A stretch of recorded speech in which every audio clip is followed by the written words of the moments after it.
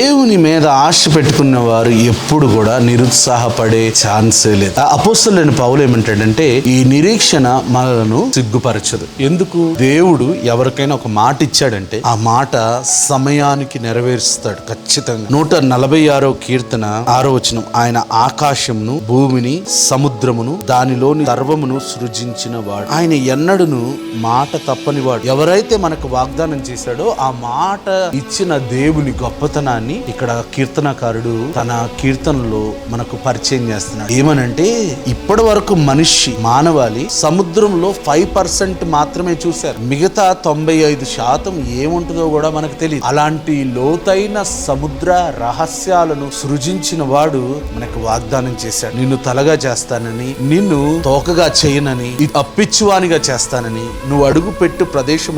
ఇలాంటి వాగ్దానములు అనేకము వాక్యంలో ఉన్నాయి. ఈ వాక్యాలను ఎత్తి పట్టుకొని ప్రార్థన చేయగలిగితే, ఆ వాగ్దానమును నమ్ముకొని మన జీవితంలో మనం చేసే పనిని సంతోషంగా చేయగలిగితే, ప్రతి వాగ్దానాన్ని